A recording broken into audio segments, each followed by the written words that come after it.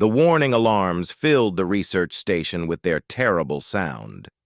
Tillith pressed her thin, crystalline hands against the control panel and watched the screen with growing fear. 3 ships had just appeared at the edge of their star system. They were not friendly ships. "Kresh Raiders," whispered Preem, the communications officer. His voice shook as he spoke. 3 heavy cruisers. They are heading straight for us." Tillith felt her heart sink. The Velkin people had never known war. They had built their research colony on this peaceful moon to study the beautiful nebula that painted their sky with colors. They had no weapons. They had no soldiers. They had nothing but their science and their hope that the galaxy was a safe place. "Send the distress signal," Tillith said quietly. "Send it on all frequencies. Tell anyone who can hear us that we need help." Preem's fingers moved across his console. The distress beacon went active, screaming into the void of space. It carried a simple message. "Peaceful colony under attack. No defenses. Please help." The answer came back quickly from the Galactic Council. It was not the answer Tillith wanted to hear. "Nearest patrol is 8 days away," Preem read from his screen. His crystalline skin had turned pale with fear. "They say to evacuate if possible and hide." 8 days, Tillith repeated. She looked at the tactical display. The Kresh ships would reach them in less than 2 days. There was nowhere to evacuate to. Their transport ships were slow, and the Kresh would catch them easily. "What about other colonies? Other ships?" Preem checked again. He shook his head. "Everyone is too far away, or too weak to help us fight." Tillith sat down in her chair. Around her, the other Velkin researchers had stopped their work. They all knew what Kresh raiders did to colonies like theirs. The Kresh were pirates, slavers, killers. They took what they wanted and destroyed the rest. "There must be someone," Tillith said. "Someone must be close enough." Hours passed. The Kresh ships kept coming closer. The Velkin prepared to hide in the deep caves beneath their colony. It would not save them, but they had no other choice. Tillith stayed at the communications station, hoping for a miracle. Then something changed on the sensor screen. "Wait," Preem said suddenly. "I am getting a response to our distress call. A ship is changing course to help us." "Who?" Tillith stood up quickly. "Which species? How many ships?" "Just one ship," Preem said. He looked confused as he read the data. "It says it is a cargo vessel, from a species called humans? I have never heard of them." "Humans?" Tillith searched her memory. She knew the names of all the major species in the Galactic Council. She had never heard this name before. "Where are they from?" "Searching now," Preem said. His fingers flew across the controls. "Here. They are from a planet called Earth. It is... Oh no." "What? What is it?" Preem looked up at her with wide eyes. "Their planet is classified as a Class 12 death world." The room went silent. Every Velkin knew what that meant. Death worlds were planets so dangerous that most species could not survive there. Class 8 was the highest level that anyone thought could produce intelligent life. Class 12 was supposed to be impossible. "That must be a mistake," Tillith said. "Nothing can evolve intelligence on a world that deadly." "The database says it is correct," Preem replied. "Earth has high gravity, dangerous predators, extreme weather, and it says humans are classified as an apex predator species." Tillith felt a chill run through her body. Predators. The Velkin had evolved on a world with almost no predators. They could not imagine what it meant to be one. "How far away are they?" she asked. 14 hours at their current speed," Preem said. "They will arrive before the Kresh do." "Send them our thanks," Tillith said. "Tell them we are grateful for any help they can give us." Preem composed the message and sent it. A few minutes later, a reply came back. It was a voice transmission. The voice was deep and rough, speaking in the common galactic language with a strange accent. Pristine Harbor Colony. This is Captain Hana Choi of the human vessel Iron Phoenix. We have received your distress call. We are changing course to assist you. Estimated arrival in 13.6 hours. Hang tight. Deathworlders inbound. The transmission ended. Tillith looked at Preem. Deathworlders? What does that mean? I think, Preem said slowly, it means they come from a death world. They are telling us what they are.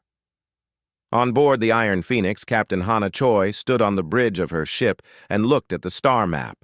Her crew stood around her waiting for orders. Are we really doing this, Captain? Asked Tay, her weapons officer. He was a tall man with broad shoulders and dark eyes. We will lose money on the cargo contract if we are late.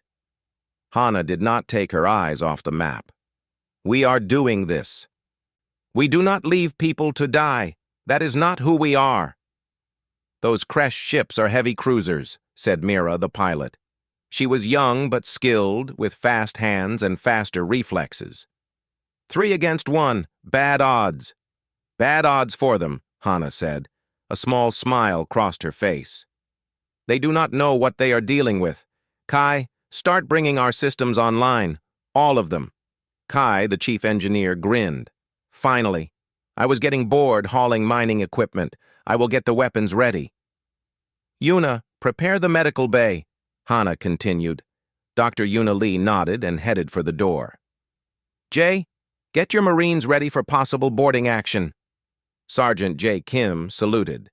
Yes, Captain. We will be ready. As the crew moved to their stations, Hana watched the Iron Phoenix change. On the outside, it looked like a simple cargo ship. Old, battered, with a hull scarred by years of use. But that was exactly what she wanted people to see. In truth, the Iron Phoenix was a Q-ship, a disguised warship. Humans had learned long ago that space was not always safe. Their merchant ships needed to defend themselves, so they built ships that looked harmless but could fight when needed. Hidden panels in the hull began to slide open. Railguns emerged from concealed compartments. Missile pods unlocked and powered up. Armor plating shifted into combat positions. The reactor increased power output, feeding energy to weapons and shields. Tay watched his weapons board light up with green indicators. All systems online. We are ready for a fight. Good, Hana said. She sat down in her command chair and fastened the safety straps. Mira, take us in, maximum speed. Let us show these Kresh what happens when they threaten people under human protection. The Iron Phoenix surged forward, burning through space toward the distant moon. Behind them, their cargo drifted in space, abandoned. It could be recovered later. Right now, they had more important work to do. In his quarters, young engineer Wu Jin checked his equipment one more time. This was his first real combat situation. He was nervous but also excited. He had trained for this. All humans trained for this. It was part of their culture, their history, their very nature. On a death world, you learned to fight or you died. Humanity had learned to fight. And now, the Kresh were about to learn what that meant. The Iron Phoenix dropped out of faster-than-light travel with a flash of blue light. On the colony sensors, it appeared suddenly much closer than the Kresh raiders. Tillith watched the ship on her screen and felt her breath catch. The human ship was not beautiful like Velkan vessels. It was angular and scarred, with a hull that looked like it had survived many battles. Dark and threatening, it moved through space like a hunting animal stalking prey. They are hailing us, Preem said. Audio and visual this time. Put it on screen, Tillith replied. The display flickered and showed the bridge of the human ship. Tillith gasped. The human captain sat in a command chair, and she was terrifying in a way Tillith had never imagined. Captain Hana Choi was compact and muscular, with dark hair pulled back tightly. Her eyes faced forward like a predator's eyes. When she smiled, Tillith could see flat teeth designed for grinding, but also sharp canines designed for tearing. Pristine harbor colony, Hana said. Her voice was strong and confident. "This is Captain Choi. We have arrived. Please send a shuttle to dock with us. We need to discuss the situation and make plans." "Of course, Captain," Tillith managed to say. "I will come myself with my chief scientist. We will be there in 20 minutes. Good. Iron Phoenix out." The transmission ended. Tillith looked at Preem. "Gather the council. Tell them what we are doing. I will take Mira with me." The shuttle ride to the human ship was short, but felt like forever. Tillith and young Mira sat in silence, both thinking about what they were about to do. Meeting a predator species. Meeting Deathworlders. Nothing in their peaceful lives had prepared them for this. The shuttle docked with a heavy clang that made both Velkin jump. The airlock doors opened with a hiss of air pressure equalizing. Tillith took a deep breath and stepped through. The gravity hit her immediately. It was so strong. She felt like weights had been attached to her bones. Her legs shook with the effort of standing. Beside her, Mira made a small sound of distress. "Sorry about that," a voice said. A human appeared in the corridor. It was Dr. Yuna Lee, though Tillith did not know her name yet. "We keep the ship at Earth standard gravity. Here, these will help." Yuna handed them each a device. When Tillith put it on, she felt the terrible weight decrease. The gravity compensator helped, but did not remove all the pressure. She could walk now, at least. "Thank you," Tillith said. She looked at the human doctor. Yuna was smaller than Captain Hana, but still much bigger than any Velkin.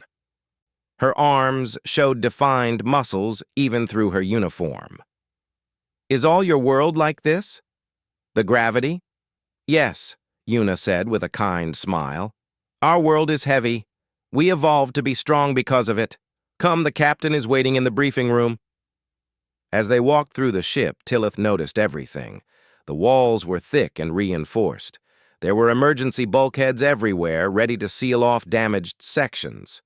Warning signs covered many doors, showing symbols for radiation, biohazards, and explosive materials. They passed a group of human crew members. All of them carried weapons on their belts, small pistols or knives, worn as casually as Tillith might carry a datapad. The humans nodded politely to the Velkin visitors, but their eyes never stopped watching, never stopped evaluating threats. The briefing room was large and utilitarian. Captain Hana stood at the head of a table. Around her were her senior officers. Tay, the weapons officer, stood with his arms crossed. Kai, the engineer, was examining a datapad. Jay, the marine sergeant, watched the door with alert eyes. "Ambassador Tillith," Hana said. "Welcome aboard. Please sit. We have much to discuss." Tillith sat carefully in a chair that was too big for her small frame. Mira sat beside her, looking around with wide eyes. "First, let me introduce my crew," Hana said. She pointed to each person and gave their names and roles. "We are a cargo ship, but we are also prepared to defend ourselves and others. In human space, we have learned this is necessary." "Captain, I must ask," Tillith said. "Your database entry says Earth is a Class 12 death world. How is this possible? How did your species survive to become intelligent?" Yuna stepped forward. "May I explain, Captain?" Hana nodded. Yuna brought up a hologram showing a blue and green planet. Earth. It looked beautiful from space, with white clouds swirling over oceans and land. "This is our home," Yuna said. "It looks peaceful, but it is one of the most dangerous planets known to the Galactic Council. Earth has gravity 2.5 times what you experience on your homeworld. Our atmosphere contains high levels of oxygen, which makes fires burn intensely. We have hundreds of species that evolved to kill and eat other creatures. We have storms that can destroy cities, earthquakes that split the ground, volcanoes that darken the sky." "And yet you survived," Mira whispered. "We did more than survive," Tay said. His voice was hard. "We conquered. Every predator on our world we learned to hunt. Every storm we learned to weather. Every disaster we learned to rebuild from. It made us strong. It made us adaptable. It made us into what we are." "What you are," Tealith said slowly, is frightening. Yes, Hana agreed. She did not apologize for it. We are frightening. But right now, you need someone frightening. The Kresh Raiders will be here in 6 hours. They will not listen to diplomacy. They will not be moved by pleas for mercy. They only understand strength. And we are very strong. Kai brought up a tactical display. It showed the 3 Kresh ships approaching. Heavy cruisers, he said. Old design but tough. Plasma cannons, missile batteries, decent shields. They are probably expecting an easy raid. Let them expect that, Hana said. We will show them the truth when they arrive. Ambassador, you should return to your colony. Get your people into the deep shelters. The battle will be violent. You are going to fight them? Tealith could not believe it. 3 ships against 1? Captain, I am grateful for your help, but... 3 ships against 1 human ship, Hana interrupted gently. Those are not bad odds for us. You do not understand yet. Let me show you. She pressed a button. The briefing room's walls became transparent, showing the outside of the ship. As Tealith watched, the Iron Phoenix transformed. Panels slid open, revealing weapons. Armor plating extended. Shield generators began to glow with power. The cargo ship became a warship before her eyes. In human space, we have a saying, Hana said. Hope for the best, prepare for the worst. We hoped to haul cargo peacefully. We prepared for war. The Kresh chose war. Now they will learn what human war looks like. I do not understand your species, Tealith said. You build weapons into cargo ships. You train for violence while pursuing peace. You are walking contradictions. No, Yuna said softly. We are survivors. On Earth, the species that did not prepare for danger died. The species that could not fight went extinct. Humans are what happens when a species refuses to give up, refuses to be prey, refuses to let the strong destroy the weak. We learned to be strong so we could protect those who are not. Mira spoke for the first time. You chose to come here. You left your cargo behind. You gained nothing from protecting us. Why? Tay smiled at the young Velkin. On Earth, we have another saying. We do not leave people behind. You sent a distress call. That makes you our responsibility now. We do not abandon our pack. Ever. Even though we are not human? Mira asked. Pack is not about species, Jay said. The Marine Sergeant's voice was rough but kind. Pack is about standing together when things get hard. You needed help. We can give it. That makes you Pack. Tealith felt something shift inside her. She had been terrified of these humans. They were predators, warriors, creatures of violence. But they were also something else. They were protectors. They had come across the stars to fight for people they had never met, for no reward except knowing they had done the right thing. Thank you, she said quietly. Thank you for coming. Thank you for being what you are. You are welcome, Hana said. Now, please return to your colony. Make sure your people are safe. We have work to do. As Tealith and Mira returned to their shuttle, Mira looked back at the human ship. They are going to win, are they not? I think so, Tealith said. I think the Kresh have made a terrible mistake. They thought they were attacking a helpless colony. Instead, they attacked a colony that called for Deathworlders. The Kresh are about to learn what that means. The shuttle departed. On the Iron Phoenix, Captain Hana Choi sat in her command chair and watched the Kresh raiders approach on her tactical display. Around her, her crew prepared for battle. They checked weapons, powered up shields, ran system diagnostics. They did this with calm efficiency. This was not their first fight. It would not be their last. All stations report ready, Tay said. Good, Hana replied. Mira, take us toward them. Let us show these pirates what happens when you threaten the innocent while humans are watching. The Iron Phoenix began to move, accelerating toward the incoming raiders. The wolf had shown its teeth, now it would bite. Commander Vark of the Kresh Raider fleet watched his tactical display with satisfaction. The colony ahead was defenseless. His 3 ships would take everything of value and destroy the rest.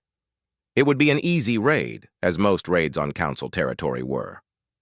"Commander," his second officer Thross said, "there is a ship between us and the colony." "A warship?" Vark asked. "No, sir. It appears to be a cargo vessel. Old, battered. Probably belongs to the colony." Vark laughed. "They think a cargo ship will stop us? Hail them. Tell them to move or die." The communication went out. A moment later, a reply came back. The voice was female, calm, and utterly without fear. "Kresh vessels, this is Captain Hana Choi of the Iron Phoenix. You are ordered to turn around and leave this system immediately." Vark laughed harder. "This human thinks she can order me. Let me see her." The screen showed the human captain. Vark stopped laughing. He had never seen a species like this before. The captain's eyes were forward-facing, predator eyes. Her expression was cold and calculating. "You have one chance to turn around," Hana said. Her voice cut through the silence like a blade. "We are human. We are from Earth. Check your databases, then reconsider your life choices." Vark sneered. 3 warships against 1 cargo ship? You are either brave or stupid, human. Move aside or we will destroy you." "Thross," Hana said, ignoring Vark and speaking directly to his second officer. "You seem smarter than your commander. Search your database for humans, for Earth, for Deathworlders. Do it now." Vark saw Thross hesitate, then begin searching. "Commander, I am finding reports about humans. They defeated a Zithian war fleet.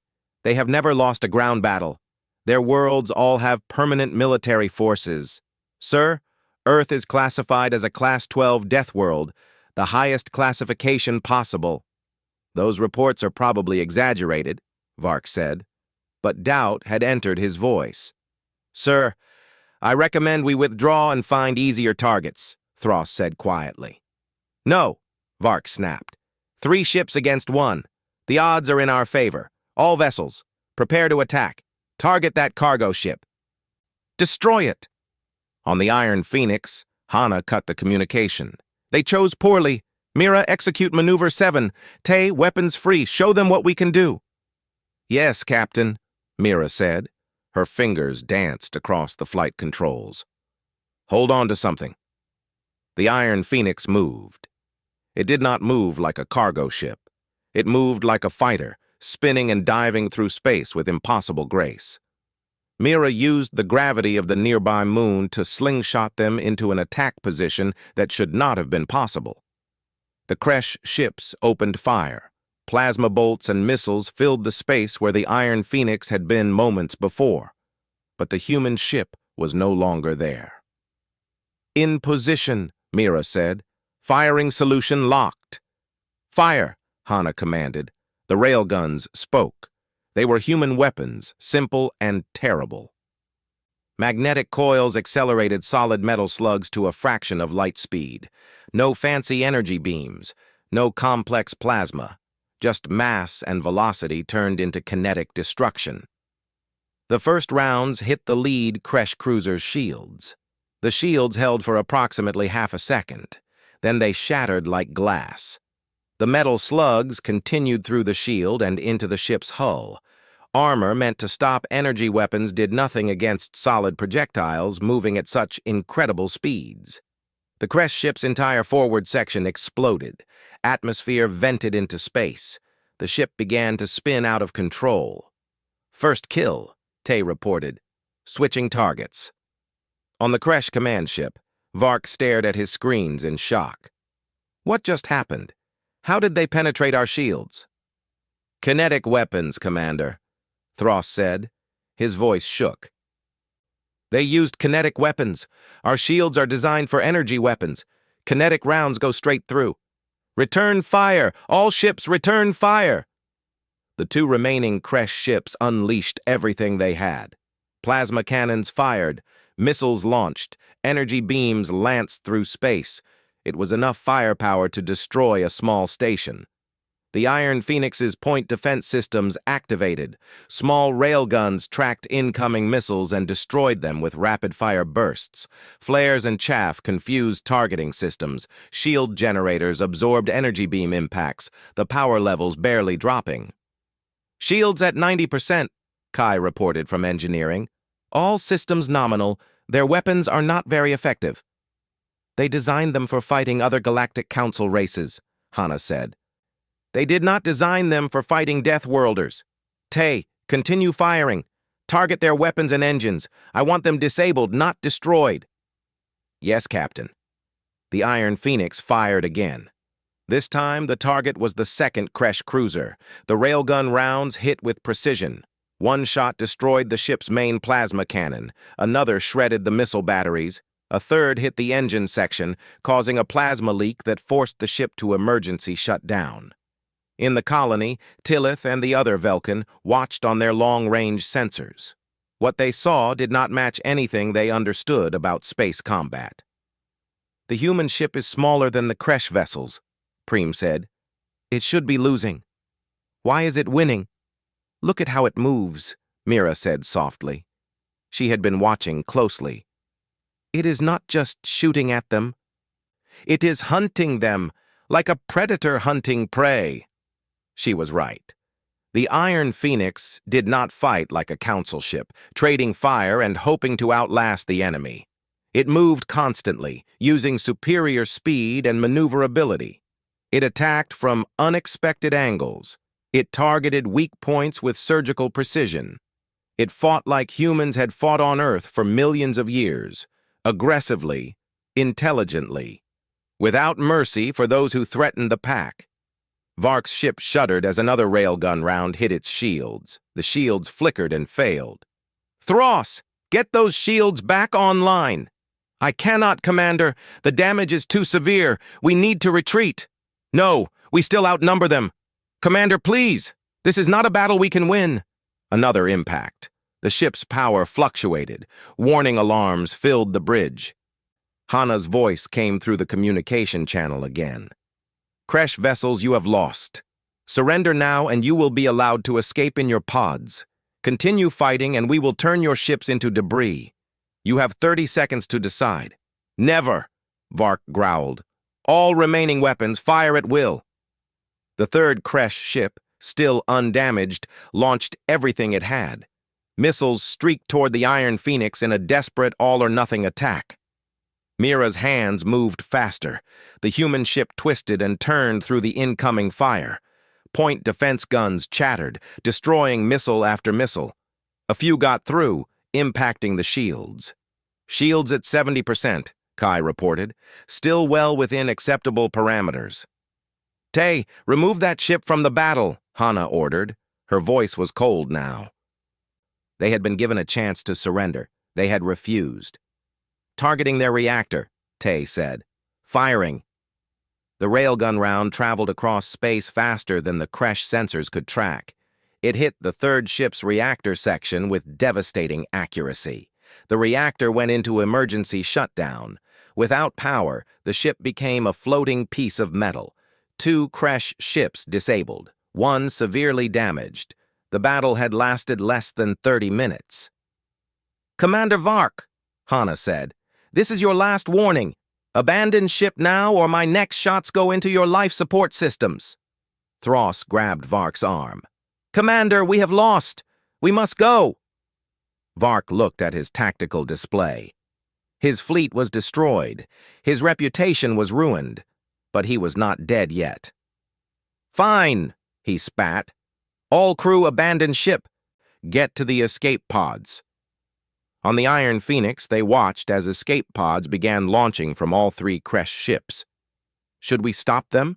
Tay asked. "No," Hana said. "Let them go. But Nari, I want you to do something for me." Communications specialist Nari Bai looked up from her station. "Yes, Captain?" "Hack into their communications array. Send a message to every Kresh frequency you can find. Send them video of this battle. Send them our ship specifications and send them this message. This colony is now under human protection. The next raiders who come here will not be given a chance to run. Stay away. That will make us a target, Tay warned. Good, Hana replied. Let them come. Let them all see what happens when you attack the innocent while humans are watching. Jay, take a team and board those disabled ships. Secure them and make sure there are no injured creche left behind. Sergeant Jay saluted. Yes, Captain. Should we take prisoners? No. Just make sure they all got off safely. We are not monsters, even if we fight like demons. Jay and his Marines suited up and took a boarding shuttle to the nearest creche vessel. They moved through the ship carefully, weapons ready. They found several injured creche who had not made it to the escape pods. The Marines treated their wounds and helped them to pods. One creche stared at Jay in confusion. Why are you helping us?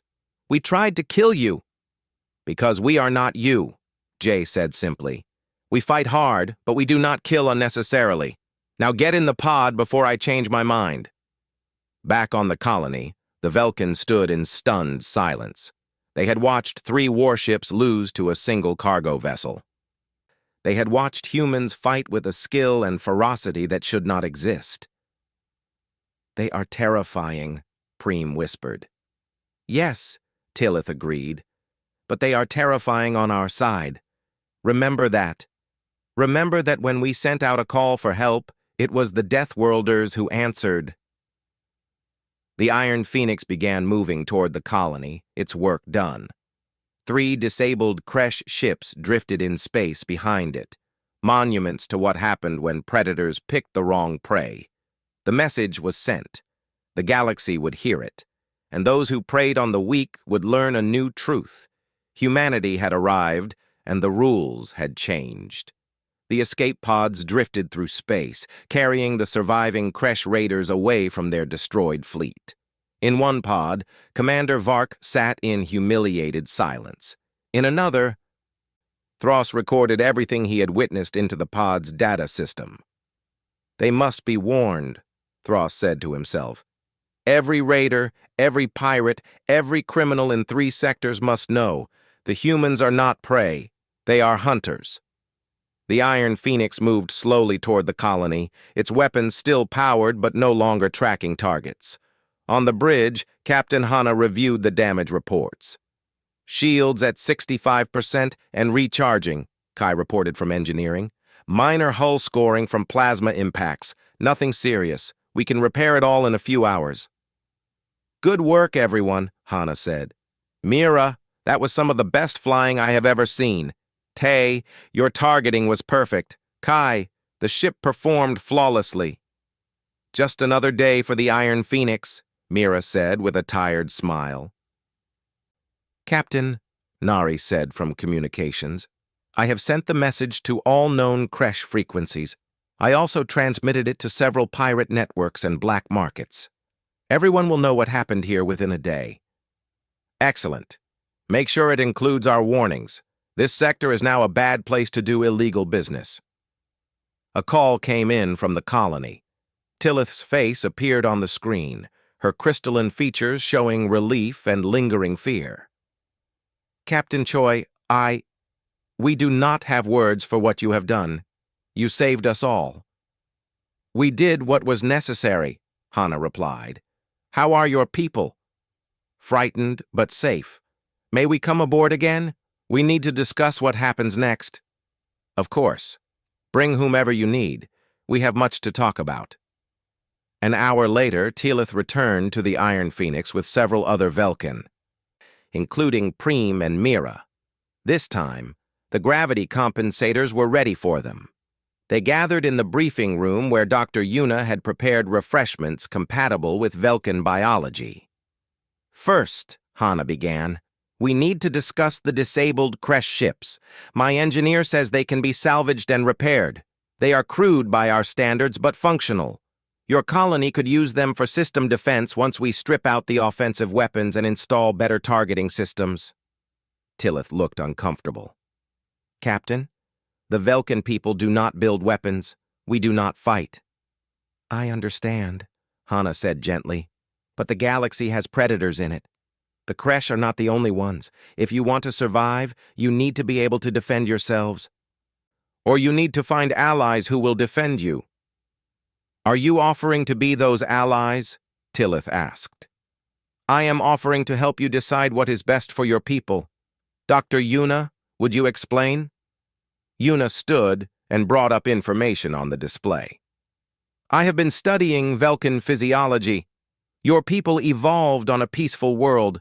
Low gravity, few predators, stable climate. This shaped your psychology. You naturally avoid conflict. Violence causes you significant psychological stress. Yes, Mira said softly.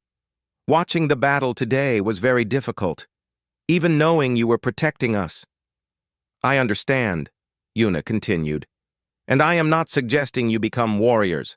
That would go against your very nature. But you need to understand reality. The galaxy has species like the Kresh. Species that see your peaceful nature as weakness to exploit. What do you suggest? Preem asked. Partnerships, Hana said. Human ships will patrol this sector. We will establish a regular schedule. Your colony will serve as a supply station for us. We will protect you from raiders. In exchange, you provide us with supplies, repairs, and a place to rest. Other species will want similar arrangements, Tay added. We have already received inquiries from 3 nearby colonies after news of the battle spread. Everyone wants human protection now. Tillith considered this. You would protect us just for supplies and a station? And because it is the right thing to do, Hana said. On Earth, we have a long history of the strong protecting the weak. It is part of our culture, part of who we are. You sent a distress call. We answered. Now you are part of our pack, as Jay said before. We protect our pack. I do not understand your species, Tillith admitted. You are capable of such violence, yet you choose to protect strangers. You build weapons into your cargo ships, yet you trade peacefully. You are walking contradictions. Not contradictions, Yuna said. Survivors. Humans learn to fight because our world forced us to. But we also learn to cooperate, to form communities, to protect each other. These things are not opposite. They are both parts of survival. Mira raised her hand timidly. May I ask a question? Of course, Hana said. Why do you fight? I have been trying to understand. You could have ignored our distress call. You could have stayed safe. Why risk your lives for us? The bridge crew exchanged glances. Finally, Jay spoke. The Marine Sergeant's rough voice was quiet. On Earth, there is a saying, evil happens when good people do nothing. We saw people in danger. We had the power to help. If we did nothing, we would be as guilty as the raiders. That is not who we want to be. But more than that, Mira added, humans are social creatures.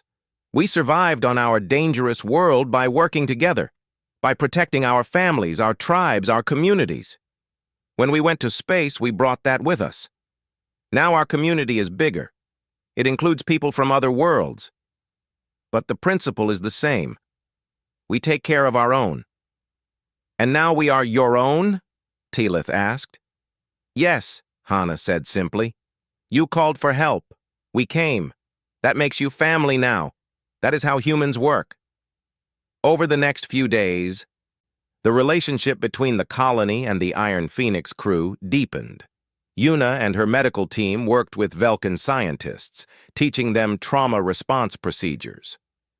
You may not want to fight, Yuna explained, but you need to know how to save those who do. Medicine is its own form of protection. Kai and Wu worked with Velkan engineers, showing them how to repair and maintain the salvaged Kresh ships. These ships are simple, Kai said, like big flying tanks. You do not need to use them for war. Use them as patrol craft, search and rescue, cargo haulers, but know how they work. Understand their systems. Young Mira spent hours with the human crew, asking endless questions. She was fascinated by these Deathworlders. What is your world like? She asked Tay one day in the observation deck. Tay pulled up images of Earth on a display. Dangerous, he said. Beautiful, but dangerous. We have storms that can destroy entire cities, earthquakes that split the ground, volcanoes that darken the sky for years, and creatures that evolve to hunt and kill. How did you survive? Mira asked. We learned, Tay said. We made tools. We built shelters. We formed groups. We watched the predators and learned their tactics. Then we became better predators than they were. We did not accept being prey. We refused to give up. That is the human way. I wish my people had that strength, Mira said quietly. You have your own strength, Tay replied. You built a civilization without war. You advanced science through cooperation instead of competition. You created beauty instead of weapons. That takes a different kind of courage. Do not think you are weak because you are not violent. But violence came to us anyway, Mira said. The Kresh did not care about our peaceful ways. No, Tay agreed. That is the hard truth of the galaxy. Not everyone will respect peace. That is why you need allies, friends who can fight when you cannot. That is what we offer. News of the battle spread through the Galactic network quickly. The Galactic Council convened emergency sessions. Some council members were alarmed that humans had military-grade vessels disguised as civilian craft. Others saw opportunity. These humans could solve our raider problem, one council member argued. They are clearly effective. They are also dangerous, another countered. They won with a single ship. What happens if they decide to become raiders themselves? Then someone will need to stop them, a third said. But that is not our current problem. Our current problem is that the weak species in council space are undefended. The humans have shown they are willing to defend them. Should we accept this help or refuse it? The debate would continue for weeks. But the reality was already changing. More human ships began appearing in frontier space. Some were military vessels on patrol. Others were civilian ships like the Iron Phoenix, traders and explorers who carried weapons and knew how to use them. A network was forming, a network of protection, of cooperation, of understanding between species who had never been allies before. On the last day before the Iron Phoenix departed, Tillith met with Captain Hana one final time. We have decided to accept your offer, Tillith said. Your ships may use our colony as a station. We will provide supplies and repairs. In exchange, you will patrol our sector and protect us from raiders. A good decision, Hana said. You will not regret it. I hope not, Tillith said. Captain, may I ask you something personal? Of course. Do you ever regret what you are? What your world made you? Hana was silent for a moment. She looked out the viewport at the stars. Sometimes, she admitted. Being a Deathworlder means carrying burdens that gentler species do not have to carry. We know violence in ways you never will. We understand death and danger as everyday realities. It is hard. It scars us. Then why continue? Tillith asked. Because someone has to, Hana said. The galaxy needs protectors. It needs people willing to stand between the innocent and those who would harm them. If not us, then who? We did not choose to be Deathworlders, but we can choose what we do with that nature. We can choose to protect instead of prey, to build instead of destroy. That is enough. The Iron Phoenix departed the next morning. The colony watched it go, this strange, scarred ship full of even stranger humans. Mira stood at the observation window, watching until the ship was just a point of light. They will come back, Preem said beside her. I know, Mira replied. We are packed now, and humans never abandon their pack. In space, the message continued to spread. 3 sectors heard it, then 5, then 10. The Kresh raids stopped in human-protected space. Other raiders avoided those areas. Word spread through the criminal underworld. Do not attack colonies with human friends. The Deathworlders will come for you. And they would. Because that was what humans did. They answered the call. 6 months passed since the battle at Pristine Harbor. The galaxy had changed in that time, slowly but surely. The changes rippled outward from that small colony like waves on water. Ambassador Sue Park stood in the Galactic Council chambers, facing representatives from dozens of species. She was a patient woman, skilled in diplomacy, but even her patience was being tested today. The human vessels are too heavily armed, a Vren representative complained. They call them merchant ships, but they are warships. This violates Council regulations. Council regulations that were written when the worst threat was pirates with light weapons, Sue replied calmly. The galaxy has changed. There are raiders, slavers, and hostile forces that the Council cannot protect against.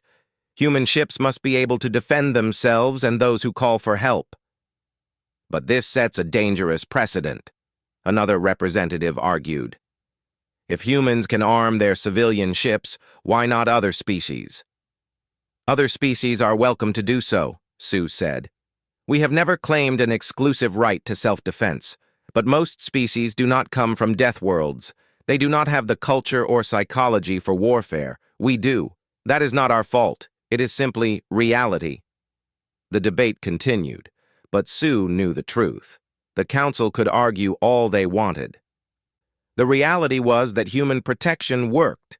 Raids had decreased by 70% in human-patrolled sectors. Trade had increased. Colonies felt safe for the first time in years. On Pristine Harbor, life had changed dramatically. The colony still focused on research, but now it also served as a hub for human ships. A small human contingent lived there permanently, helping with security and maintenance. Tillith walked through the expanded station, greeting both Velkin and human workers. She still marveled at how different the two species were, yet how well they worked together. She found Mira in one of the workshops, working alongside Wu Jin on a new project. The young Velkin had spent months learning from the human engineers. "Ambassador," Mira said excitedly, "look at this. We are developing a new type of shield system. It uses Velkin energy harmonics combined with human engineering. It can stop both kinetic and energy weapons." "That is wonderful," Tillith said. "Are you planning to share this with other colonies?" "Yes," Wu said. "This is what cooperation looks like. Velkin science plus human engineering equals something neither species could create alone." Tillith smiled. This was the hope she had held on to. Humans brought violence to the galaxy, yes. But they also brought innovation, determination, and a willingness to share knowledge. Elsewhere in the station, Dr. Yuna worked in the medical bay. She had trained a team of Velkin medics in trauma care. Today, they were treating a merchant crew who had been attacked by raiders before a human patrol drove the attackers off. "The wounds are deep but clean," one Velkin medic reported. "We can save them all." "Good work," Yuna said. "You have learned quickly." "We had a good teacher," the medic replied. "When you first arrived, I thought I could never do this work. Now I understand. Healing and protecting are not so different. Both serve life." On Earth, debates raged about humanity's role in galactic affairs. Some wanted to withdraw, to focus on human worlds, and let the galaxy solve its own problems. Others wanted to expand human influence, to bring order to the chaos. The government had taken a middle path. Human ships would continue to patrol and protect. But Earth would not become a galactic police force. They would respond to distress calls.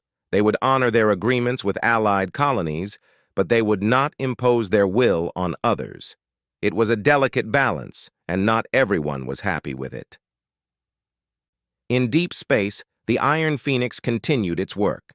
Captain Hana had been promoted to Sector Coordinator for Civilian Defense Fleets.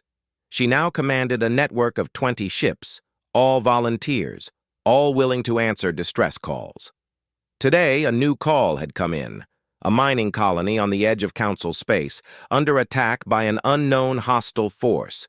3 human ships were already en route. The Iron Phoenix would arrive first. "Status?" Hana asked as they dropped into normal space.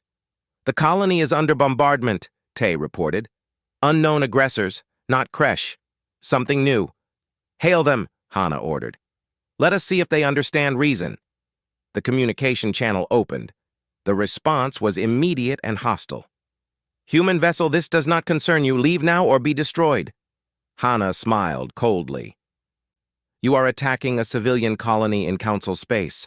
That makes it our concern. Withdraw now or face the consequences." The hostile ships opened fire. Hana sighed. "They never learn." "Mira, evasive pattern Delta.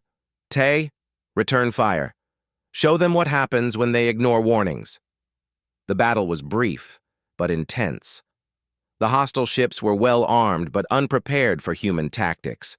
Within minutes, 2 were disabled, and the 3rd was retreating. "Should we pursue?" Mira asked. "No," Hana said. "Let them run. Let them spread the word. Humans protect the innocent. Always." In the colony below, the miners watched their saviors with awe. Another distress call answered. Another group of people who would now know that when danger came, the Deathworlders would respond. Back at Pristine Harbor, a meeting was taking place. Representatives from 15 colonies had gathered, all species that had benefited from human protection. Elder Koresh, a traditional Velkan leader, stood to speak. "I have opposed this arrangement from the beginning," Koresh said. "I believed that inviting warriors into our space would only bring more violence. I was wrong." The room went silent. Everyone knew Koresh's views. "I have studied the data," Koresh continued. "Raids are down. Trade is up. My people sleep peacefully now, knowing help is hours away instead of days. The humans have kept their word.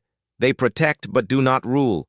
They share knowledge but do not force their ways upon us." "What are you saying, Elder?" Teelith asked. "I am saying that we were wrong about Deathworlders," Koresh replied. "We thought they would bring only death. Instead, they brought safety, hope. A future where the weak do not have to fear the strong. I propose we formalize this arrangement, create an official alliance between our colonies and human forces."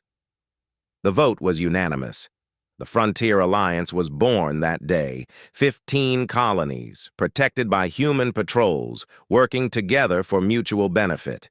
News of the alliance reached Earth quickly. Some politicians celebrated, others worried. But most people simply nodded and went about their lives. This was what humans did. This was who they were. On the Iron Phoenix, the crew gathered in the mess hall. It had been a long day, but they were together. Kai had prepared food. Yuna had brought entertainment programs. Jay told stories of his Marine days. Nari received a message and smiled. "Captain, we just got word. 3 more colonies want to join the alliance. They are requesting human patrols." "Send them the standard agreement," Hana said. "We will add them to the rotation. This sector is getting safer every day." "Do you think this will last?" Wu asked. "This peace we are building?" "Peace is never permanent," Hana replied. "There will always be threats, always be people who need protection. But as long as humans are willing to answer the call, as long as we stand between the innocent and those who would harm them, there will be hope." "That is a heavy burden to carry," Tay said. "It is," Hana agreed. "But it is a burden we chose. When we went to space, we could have been conquerors. We could have been raiders ourselves. Instead, we chose to be protectors. I am proud of that choice." Mira raised her glass. "To the Deathworlders who protect instead of prey." "To the pack," Jay added. "All species, all worlds. To peace through strength," Kai said. They drank together, crew of the Iron Phoenix, representatives of humanity in a vast and dangerous galaxy. On dozens of worlds, in hundreds of colonies, people of many species looked to the stars and felt safer. They knew that if danger came, if raiders threatened, if evil showed its face, help would come. The Deathworlders would answer. In the darkness of space, human ships kept their watch. They were cargo vessels and passenger ships, miners and explorers, traders and travelers. But they all carried weapons. They all knew how to fight. And they all shared the same human nature. Protect the pack, answer the call, never abandon those in need. The galaxy had learned a new truth. Humanity had brought violence to the stars, yes. But they had also brought something more important. They had brought the promise that the innocent would not stand alone, that the weak would have defenders, that evil would face consequences. The Kresh commander Vark lived in exile now, broken and humiliated. But sometimes in his dreams, he remembered the human captain's words. Check your databases. Reconsider your life choices. He had not listened. He had paid the price. But his story was told throughout the criminal underworld, a warning to others. Do not attack colonies with human friends. The Deathworlders will come for you, and they do not lose. Thros, his former second officer, had taken that lesson to heart. He now worked as a security consultant, teaching colonies how to defend themselves. He often told his students, I once fought humans. I survived only because they chose mercy. Learn from my mistake. Make them your allies, not your enemies. Across the galaxy, the message spread. Species that had never met humans began to hear the stories. The Deathworlders who answered distress calls. The warriors who chose to protect. The predators who had decided that the weak deserved safety. And in the vastness of space, humanity stood watch. Not as conquerors, not as rulers, but as guardians, as friends, as pack. When the next distress call came, they would answer. When the next raiders attacked, they would respond. When the next innocent colony cried for help, they would come. Because that was what humans did. That was what Deathworlders were for. To stand between the darkness and the light. To fight so others did not have to. To bear the burden of violence so the peaceful could remain peaceful. The Iron Phoenix received a new set of coordinates. Another distress call. Another colony in danger. Hana looked at her crew and saw them nod. They were ready. They were always ready. Set course, Hana ordered. Maximum speed. Someone needs help. Let us show them what it means when Deathworlders arrive. The ship turned toward the stars and accelerated. Behind them, Pristine Harbor continued its peaceful work, safe under human protection. Ahead, somewhere in the darkness, people waited for rescue. And help was coming. Help was always coming. Because evil happens when good people do nothing. And humanity had decided, long ago and far away on a deadly blue world, that they would never do nothing. They would stand. They would fight. They would protect. And the galaxy was better for it.